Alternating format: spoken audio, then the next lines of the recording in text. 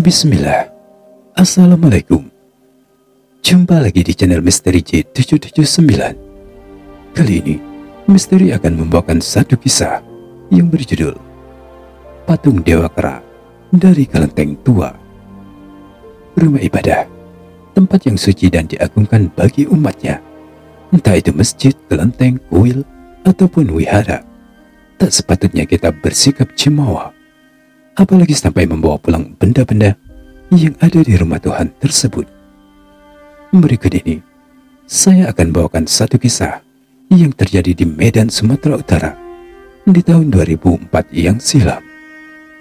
Sebelum kita masuk ke alur cerita yang sebenarnya, mohon dukungannya ya teman-teman, dengan cara tekan tombol subscribe, serta aktifkan juga loncengnya, agar tak ketinggalan begitu ada kisah-kisah terbaru. Oke lah, nggak usah berlama-lama. Dan inilah kisah selengkapnya.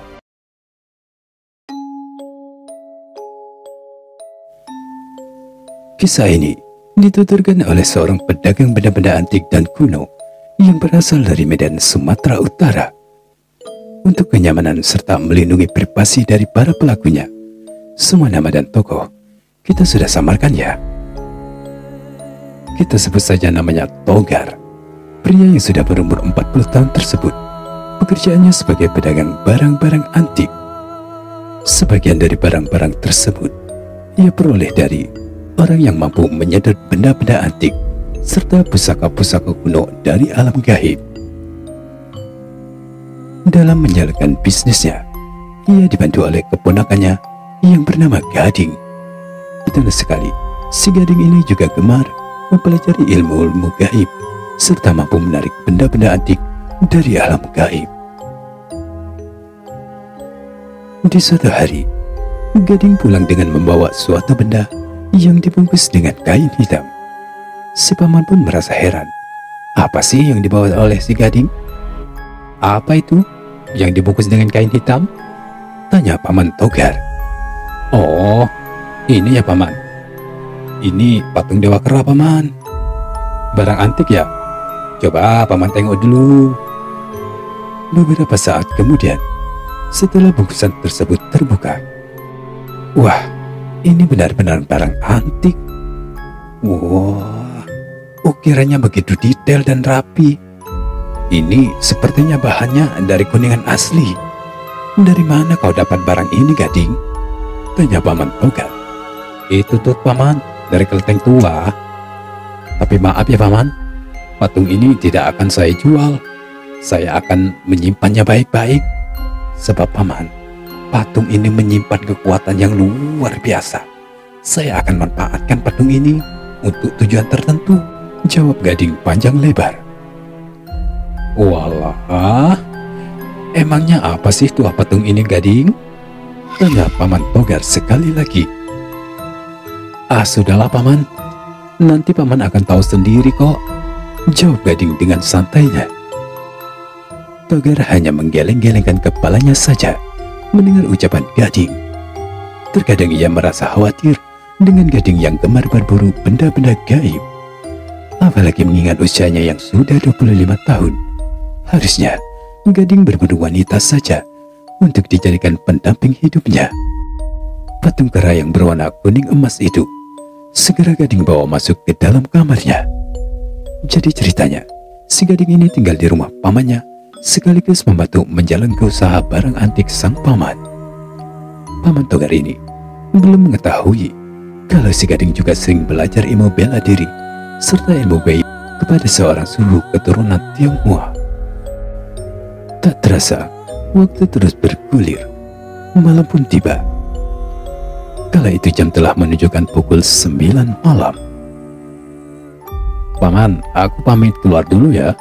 Mungkin besok pagi aku baru pulang, ujar Gading. Mau kemana lagi kamu, Gading? Sekali-sekali yo, mantap-mantap sajalah di rumah. Hampir setiap malam kamu ini selalu tidur di luar, jawab paman Togar. Ah, biasalah paman, berburu barang antik. Kalau berhasil kan paman juga dapat kebagian nantinya, jawab Gading. Iya, tapi yo, Jangan setiap malam kamu keluar, Gading. Sekali-sekali mbok yo istirahat di rumah, jawab Paman Togar khawatir. Ah, nggak apa-apa Paman, aku kan nggak sendirian. Aku kan selalu ditemani saudara seperguruanku si Ahmad, jadi Paman nggak perlu khawatir ya. Ah sudah Paman, aku OTW dulu ya. Togar terkesiap dan terbangun dari tidurnya. Samar-samar matanya menatap ke arah jam dinding yang telah menunjukkan pukul 1 malam. Bukan tanpa sebab ia terbangun di tengah malam itu, karena ia mendengar suara riuh dan gaduh yang berasal dari arah kamar tidur Gading. Suara apa itu? Kok berisik sekali ya? Beberapa saat kemudian, Togar menoleh ke arah istrinya yang nampaknya tak terganggu oleh suara gaduh itu. Walah bu, nyenyak banget tidurmu, batin Togar. Karena Togar ini penasaran, segeralah ia keluar kamarnya menuju ke arah kamar Gading. Begitu ia sudah tepat berada di depan pintu kamar Gading, Togar ini bermaksud mau membuka pintu, tapi ternyata pintunya terkunci. Sementara suara berisik yang persis suara monyet dari dalam kamar Gading semakin jelas terdengar. Karena penasaran, Togar ini pun mengintip dari lubang kunci pintu. Kebetulan sekali lampu di kamar Gading masih menyala, sehingga Togar bisa melihat apa yang tengah terjadi di dalam kamar keponakannya itu. Jantung Togar berdebar-debar, manakala ia dengan jelasnya melihat ada seekor monyet yang berbulu hitam legam tengah duduk di kursi di sebelah ranjang. Ya, itu benar kera yang sesungguhnya. Hewan itu berlompatan ke sana kemari, layaknya tingkah laku seekor kera. Terlihat sesekali mulutnya menyeringai, seraya mengamati ruangan kamar Gading. Dari mana kera ini bisa masuk ke dalam kamar Gading? Batin Togar. Dalam keadaan panik, Togar ingat kalau tampang kera itu mirip sekali dengan patung yang ia bawa tadi siang. Togar kian terpana heran ketika ia melihat sang kera ternyata memegang satu bentuk simbol yang sering terlihat di rumah-rumah ibadah agama Buddha. Apa-apaan ini? Apakah kera itu dari bangsa siluman? Apakah Gading melakukan pesugihan? Atau jangan-jangan Gading sudah pindah agama dan memuja dewa kera seperti di agama Buddha? Ah, tak betul ini, batin Togar. Beberapa saat kemudian, Togar mencoba menenangkan pikirannya seraya bersandar di pintu kamar. Detik berlalu, suara gaduh itu tak terdengar lagi. Rasa penasaran Togar kembali tumbuh. Segera ia mengintip ke arah lubang anak kunci pintu sekali lagi.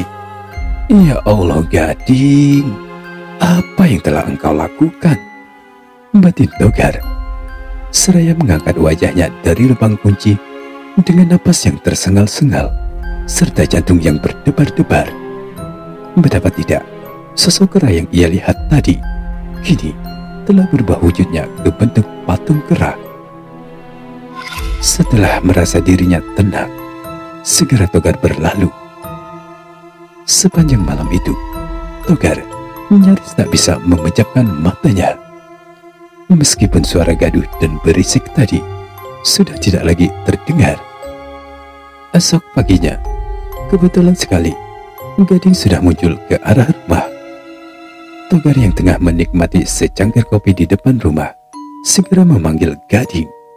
Gading, sini sebentar nak. Ada yang ingin paman tanyakan, ujar Togar. Iya paman, ada apa ya? Jawab Gading dengan raut wajah yang kurang tidur. Gading, katakan dengan jujur, patung kera yang kau bawa ke rumah kemarin akan kau gunakan untuk apa? Apa kau sudah pindah agama dan memuja patung dewa kera itu? Tanya Paman Togar. Hahaha, paman inilah ada-ada saja. Tidak mungkinlah paman. Emangnya ada apa dengan patung itu ya paman? Tanya balik Gading, karena tak biasanya pamannya bersikap begini. Begini Gading, Semalam, sekitar jam 1, Paman mengintip ke arah kamar tidurmu karena mendengar suara riuh dan gaduh. Begitu Paman lihat, ternyata ada seekor monyet yang mirip dengan patung kera yang kau bawa. Bukan itu saja, Ding. Setelah Paman intip lagi, kera yang Paman lihat tadi sudah berubah wujud menjadi patung kera lagi. Ah, Paman ini ada-ada saja. Mungkin Paman lagi halu ya. Jadi, yang Paman lihat juga aneh-aneh, jawab Gading. Gading, Paman ini sudah tua, nak. Bisa membedakan mana yang halu dan nyata. Pokoknya, patung itu hari ini juga kau bawa pergi. Jangan dibawa ke rumah ini lagi ya. Paman khawatir kera itu akan mengganggu bibimu serta anak-anak Paman, jawab Togar. Mendengar ucapan Paman Togar, sepertinya Gading tak begitu suka. Bahkan ia berpikir pamannya mengusir dirinya secara halus. Menjelang maghrib, tanpa sepengetahuan pamannya, Gading segera meninggalkan rumah sembari membawa patung dewa keranya. Waktu terus berlalu, tak terasa sudah 3 hari Gading tak pulang ke rumah pamannya. Togar begitu khawatir dengan Gading. Segera ia menemui saudara seperguruannya Ahmad. Setibanya di rumah Ahmad, kebetulan sekali saat itu ia sedang berada di rumah orang tuanya. Paman Togar, ada apa Paman? Begini nak Ahmad, kamu tahu keberadaan Gading sekarang di mana? Sudah 3 hari ini nak, dia belum pulang ke rumah Paman, tanya Paman Togar. Maaf Paman, aku juga kurang tahu. Sudah 4 hari ini aku juga tidak pernah jumpa dengan Gading. Kira-kira kau tahu ndak kemana biasanya Gading ritual? Setahu saya, Gading pernah mengajak saya ke rumah seorang suhu keturunan Tionghoa. Itu tuh gurunya Paman. Iya sudahlah kalau begitu. Paman bisa tenang sekarang. Mungkin beberapa hari lagi dia bakalan balik ke rumah Paman, jawab Paman Togar. Iya Paman. Oh ya Paman, Paman tidak usah khawatir ya. Biar nanti saya saja yang menemui Gading di rumah suhu itu, jawab Ahmad. Oh iya. Sebelumnya terima kasih nak Ahmad. Kalau begitu Paman pamit dulu ya. Nanti kabari Paman kalau sudah ketemu dengan Gading ya. Oh iya Paman Togar. 1 minggu telah berlalu, namun Gading belum juga pulang ke rumah Paman Togar. Di suatu hari di pasar yang cukup ramai, di tempat Togar menggelar dagangannya. Apa kabar Paman Togar? Lancar bisnisnya? Tanya seseorang yang mengejutkan Togar. Nak Ahmad, ayo nak, duduk dulu. Ya, beginilah yang namanya bisnis barang antik. Tak tentu pembeli yang datang. Oh ya, sudah ketemu dengan Gading? Tanya Paman Togar. Sudah Paman, tapi sepertinya telah terjadi sesuatu dengan Gading Paman. Terkejutlah Togar mendengar ucapan Ahmad. Maksud nak Ahmad apa? Apa Gading dapat masalah? Tanya Togar yang begitu khawatir. Bukan begitu Paman Togar. Terlihat dari sikapnya, Gading sudah berubah. Begini Paman, semalam saya menemani Gading melakukan prosesi ritual kembang menyan. Di tempat ritual itu Paman, banyak benda-benda perdukunan. Bahkan Gading memandikan patung dewa kera saktinya dengan kembang 7 rupa Paman. Terus, apa manfaat patung kera sakti itu? Apa ada faedahnya untuk Gading? Tanya Paman Togar. Sepertinya iya Paman. Soalnya Paman, Gading juga memperagakan aura kesaktian patung itu. Kekuatan patung kera saktinya itu Paman mampu menumbangkan sebatang pohon yang cukup besar dengan cara mencabutnya hingga ke akar-akarnya Paman. Untuk apa Gading ingin memiliki kekuatan seperti itu? Apa ia mau jadi preman ya? ujar Paman Togar. Entahlah Paman. Oh ya Paman, bukan hanya itu saja. Gading juga cerita kalau kekuatan patung dewa keranya itu sudah menyatu dengan dirinya. Saya juga telah membuktikan kehebatan patung keranya Paman. Berkat kekuatannya itu, Gading bisa memanjat dinding tembok seperti layaknya seekor cicak. Bahkan Paman, ilmu kungfu yang ia kuasai semakin mantap Paman, karena dibantu oleh aura kesaktian patung itu, ujar Ahmad. Iya, Paman tahu kalau dulu Gading pernah belajar ilmu bela diri dari daratan Tiongkok. Tapi entah mengapa Paman merasa khawatir kalau Togar nantinya mengagung-agungkan patung kera itu dan melupakan agamanya, ujar Paman Togar. Ahmad hanya terdiam mendengar ucapan Paman Togar. Mungkin ada benarnya juga apa yang beliau ucapkan. Tolong ya nak Ahmad, kau awasi Gading itu. Bila perlu, kau nasihati. Jangan terlalu percaya dengan kekuatan patung kera sakti itu. Paman takut nantinya ada harga yang harus ia bayar. Kau juga tahu pasti kan akibatnya kalau bersekutu dengan makhluk gaib, begitu kan? Iya Paman, nanti aku akan coba nasihati si Gading, jawab Ahmad. Esok paginya, Ahmad segera menemui Gading. Begitu ia mendapat pesan dari sahabatnya itu. Mau kemana kita hari ini, Ding? Tanya Ahmad. Gak usah banyak bacot deh, ikut saja. Nanti aku akan memperlihatkan sesuatu kepadamu, jawab Gading sedikit cuek. Ahmad hanya menurut saja apa kata Gading. Setibanya mereka di kaki Bukit Lawang. Mau ngapain kita ke atas Bukit Lawang? Di sana kabarnya angker, Ding, ujar Ahmad. Ahmad, kamu tenang saja. Nanti kalau ada gangguan-gangguan dari makhluk-makhluk gaib, biar aku yang menghadapinya, jawab Gading dengan entengnya. Setibanya mereka berdua di atas puncak Bukit Lawang, segera mereka berdua mendirikan sebuah tenda, bermaksud akan bermalam di sana. Setelah tenda usai didirikan, Ahmad sedikit heran ketika ada segerombolan kera yang begitu banyak turun dari atas pohon, lalu bermain-main dan bercanda dengan Gading, seolah-olah mereka sudah begitu akrab. Ding, kau tahu kan kalau dulu di sini pernah terjadi bencana banjir bandang? Kabarnya Ding, banyak sekali korbannya di sini. Bahkan arwahnya gentayangan di area bukit ini, ujar Ahmad. Iya tahu, aku sudah sering kok bermalam di sini. Aku juga sering melihat penampakan korban-korban bencana alam itu. Sering kok mereka melintas di depan tendaku. Tahu nggak kamu, penampakan mereka itu cukup seram, dengan tubuh yang tak utuh lagi, seperti tangan-tangan yang berjalan tanpa kepala atau kepala tanpa tubuh, jawab Gading.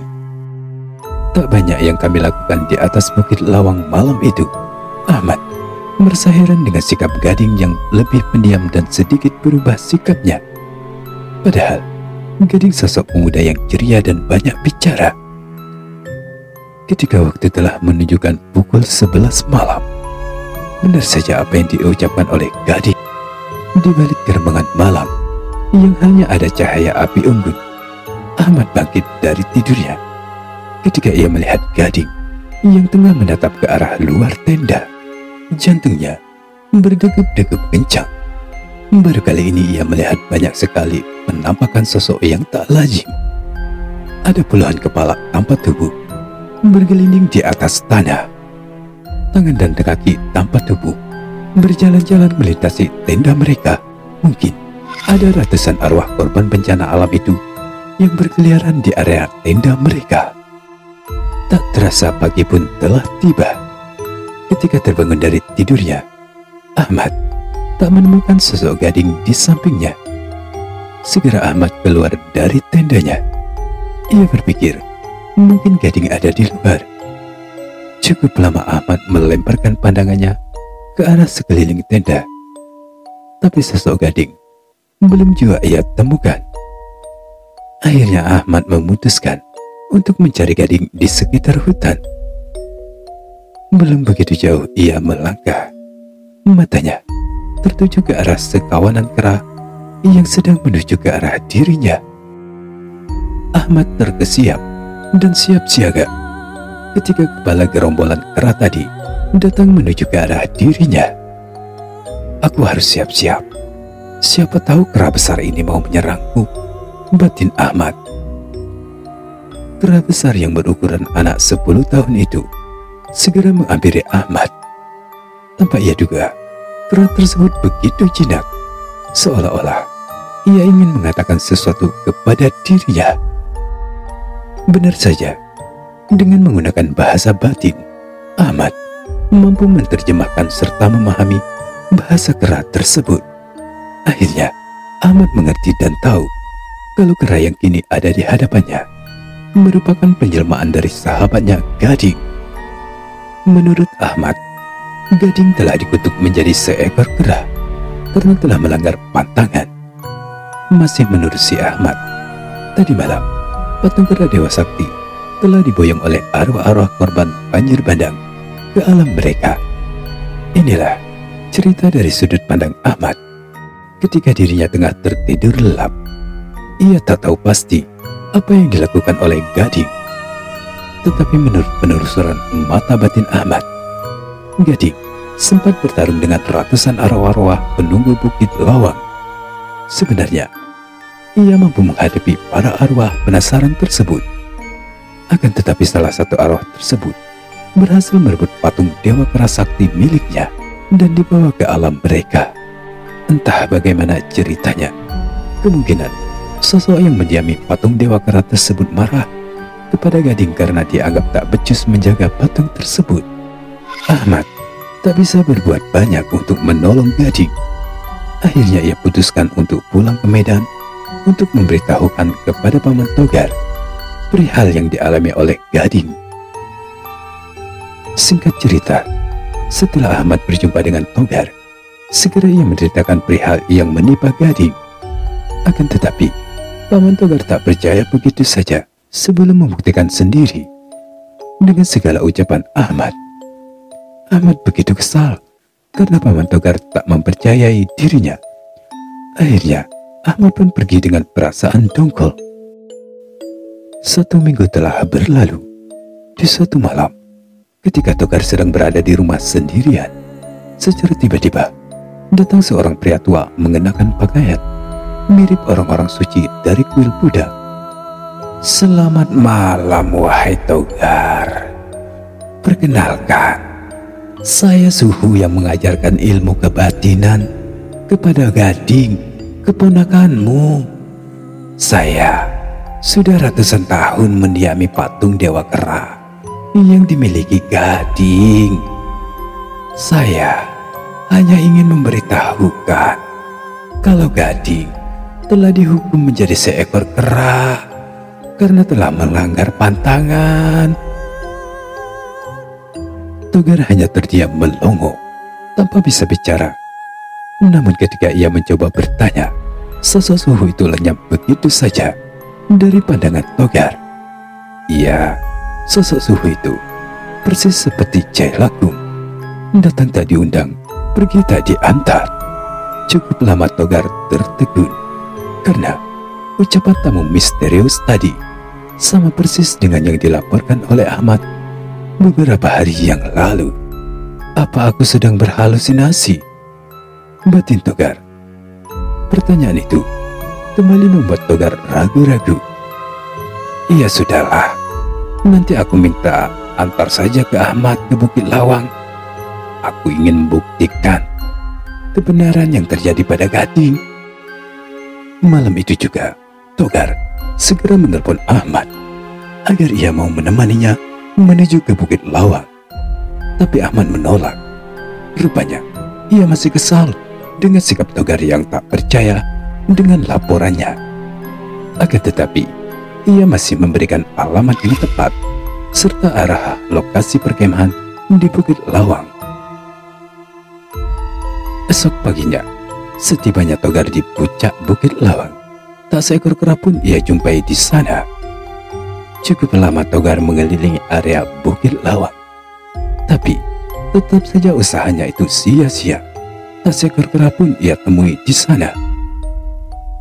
Tanpa sengaja, Togar melihat seorang pria parubaya yang tengah melintas di area itu. "Permisi, Pak. Maaf, Pak, saya mau tanya.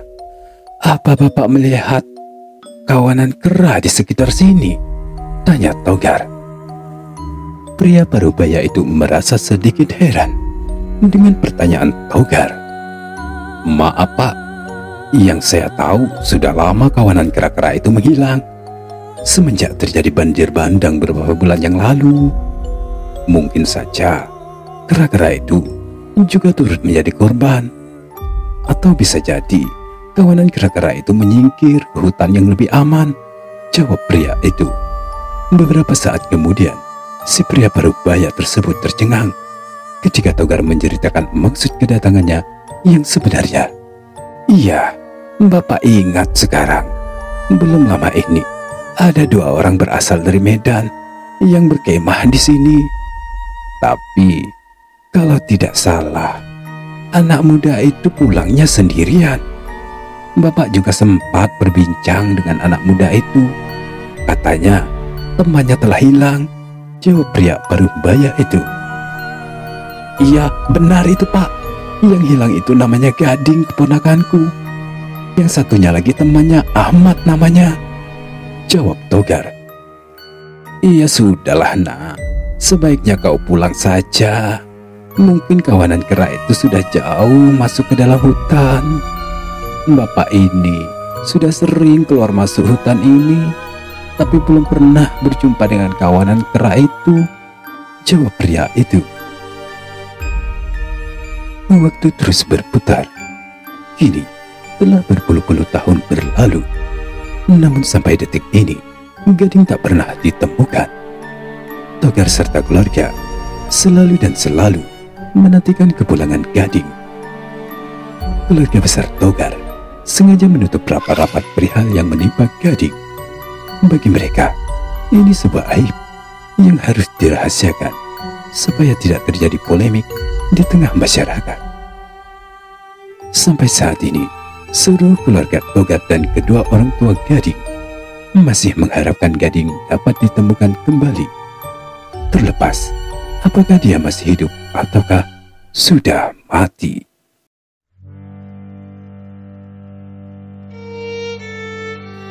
Dan cerita pun berakhir sampai di sini ya kawan. Itulah sekelumit kisah yang diangkat dari cerita warganet. Kurang lebihnya aku mohon maaf jika ada penyampaian yang salah atau ada kata-kata yang kurang berkenan. Akhir kata aku pamit dan sampai jumpa di kisah-kisah selanjutnya. Wassalam.